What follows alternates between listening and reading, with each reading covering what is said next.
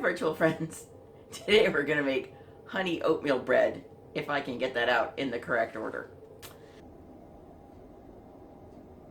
I want to say hello to a special subscriber who lives with her mom and her dadu and her chickens and her ducks and her 2 dogs, and her name is Grace. Hi, Grace!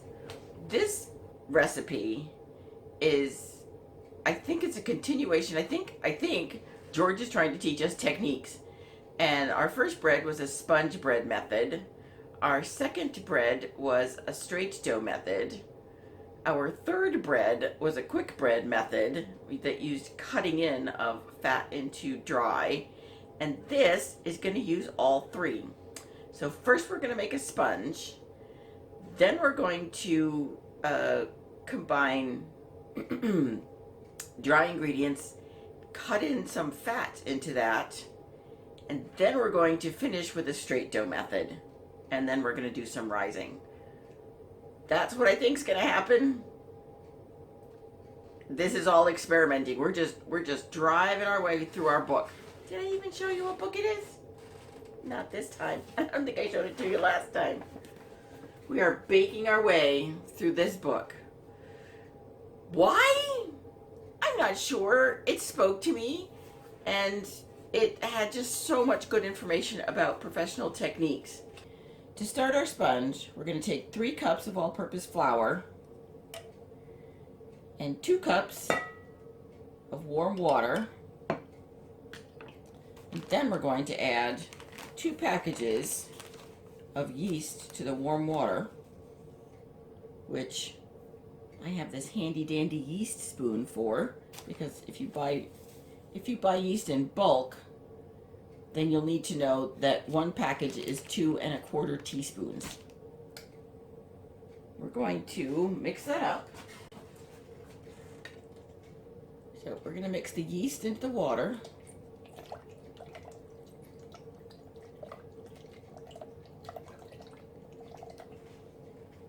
And then mix that into the bread, or the flour.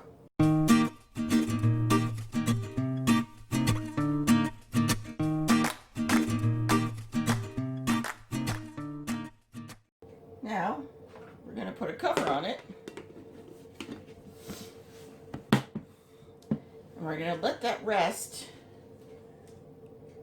for 25 to 30 minutes until it's doubled in size. So we're going to put that in, of course, the microwave, because that's what I use as a proof box, for 25 to 30 minutes until it's doubled in size. And if you haven't already, you should cook some oatmeal, because we're going to need 1 cup of cooked oatmeal. I cooked it yesterday and have it in the refrigerator, so I'm going to take it out of the refrigerator so that it can come to room temperature. I don't want to shock my dough with something cold if I don't have to. And we'll be back. 'Tis a dreary, dreary day, perfect for baking. That was a very fast 30 minutes. So we're going to go get the dough, which has puffed up beautifully. Put it here. And I have measured it. Believe it or not, I'm ready for you. I have measured out all of our other ingredients. And we're going to follow the recipe. Ooh, into our giant puffy dough. It says stir down the sponge. It's very sticky and spongy. Stir down the sponge and add the honey, milk powder, and oatmeal. So here we have a 1/2 cup of honey.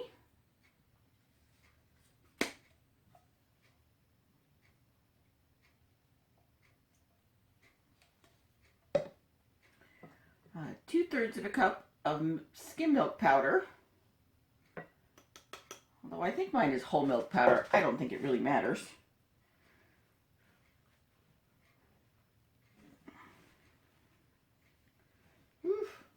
And 1 cup of oatmeal.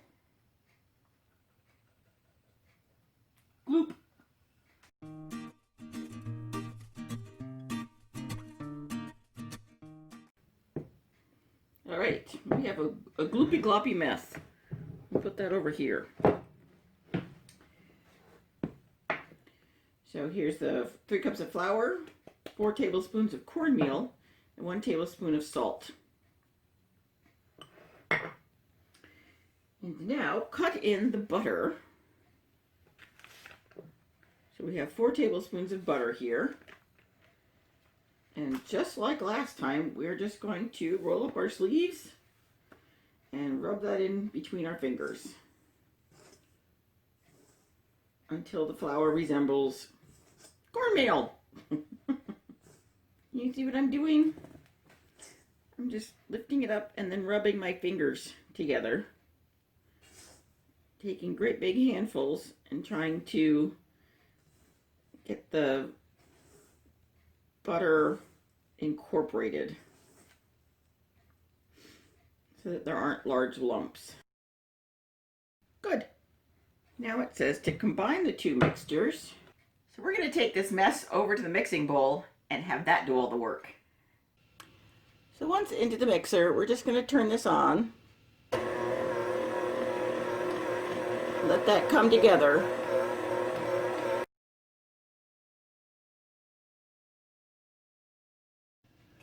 It's been 5 minutes of mixing, and as you can see, this is very sticky still.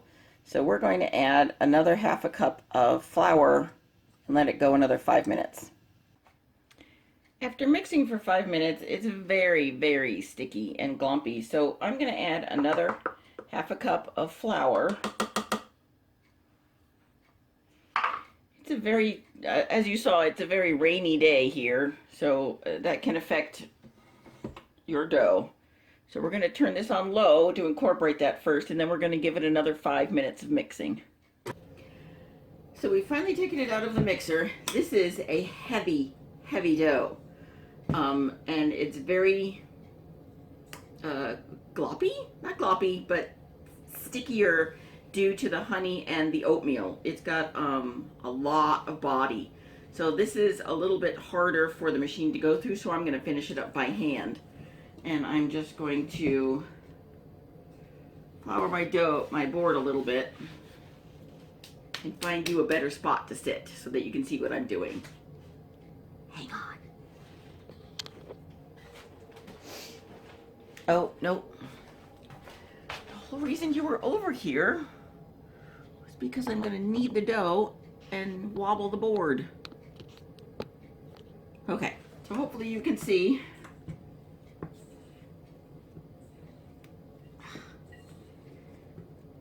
So what have I been doing while this has been working away? I've been cleaning up my bench, putting away all my ingredients, and basically cleaning up after myself. All right, so to knead, you're going to turn the dough, bring the top up toward the front of you, switch to the palm. I'm using this part of my hand, and I'm pushing, and then pull, and then push, pull, push. And then when it gets into this sort of a shape where there's not much to push and pull, turn it 90 degrees and do the same thing. And you just keep doing this. This is feeling very nice now. What do I mean by nice? Let's turn you up. What do I mean by nice? I'm sorry there's bad lighting in this particular corner, but that's how it is. This feels elastic, and if you've ever held a newborn baby and felt its butt, that's what it feels like. Kind of squishy and elastic. And it springs back when I touch it. See, it doesn't really hold my finger. My finger doesn't make a hole in it. It springs right back. So, it is time for the next thing. Cut the dough in half, shape into 2 rounds, cover, and allow to rest 10 minutes. So, bench knife, cut it in half. Now, why am I going to shape it into a round? Because his next step says shape the rounds into pan loaves. Well, a pan loaf requires it to be more like a rectangle. So I'm just going to cut these in half and leave them like that. All right, it's been 10 minutes. So they've had a little bit of a rest, and we are going to fold and shape them and put them in our loaf pans. So we're going to take one of our halves. We're going to fold it as much into a rectangle as we can, sort of pulling it kind of into a rectangular shape. It's longer than it is wide.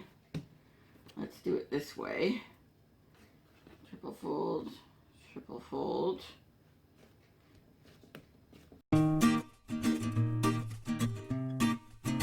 What is it? This one is not a triple fold. This is a quad fold, book fold. So we're going to take the top, bring it to the middle, smush down, take the bottom, bring it to the middle, smush down, and then bring the two sides up and pinch the seam closed. Put that in, our first loaf.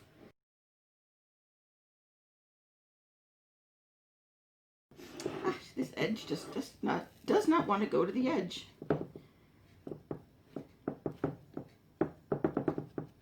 It's time to do the second proof. So we're going to take our loaves, we're going to put them in my nice warm microwave. We're not going to turn the microwave on. We're just using this as a box. It's a warm box.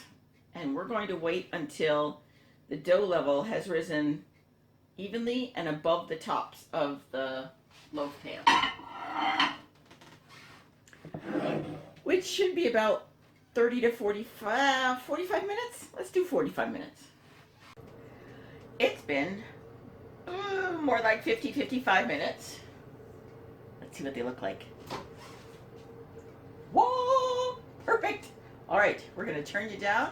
We're gonna put these into a 375-degree oven. I may have forgotten to tell you to do that. You should do that when you are about 5 or 10 minutes away from here.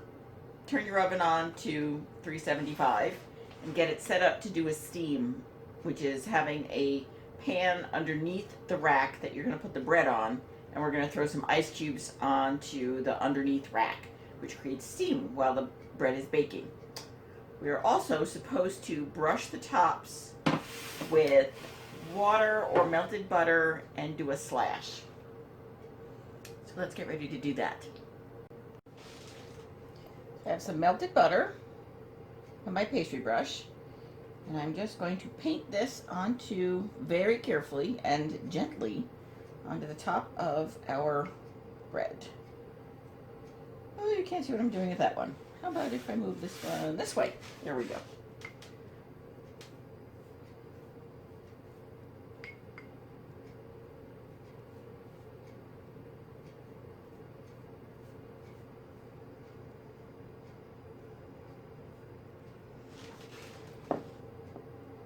All right, I'm going to take a super sharp knife and score it once down the middle. Let's put it in the oven. This is the last time you're going to see this oven. Hopefully. This was a bad choice.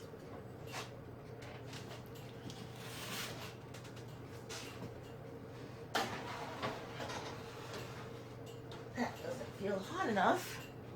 Oh well.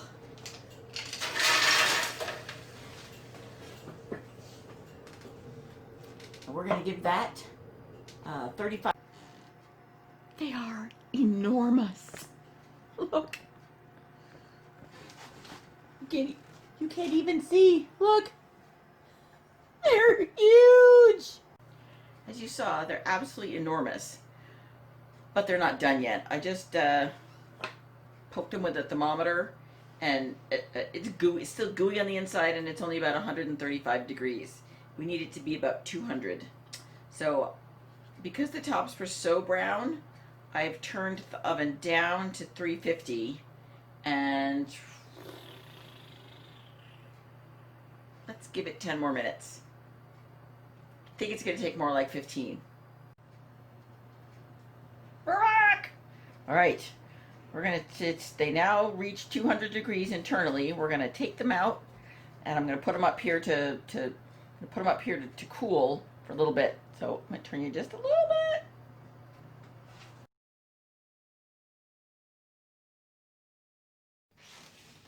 Well, I forgot to turn the camera on.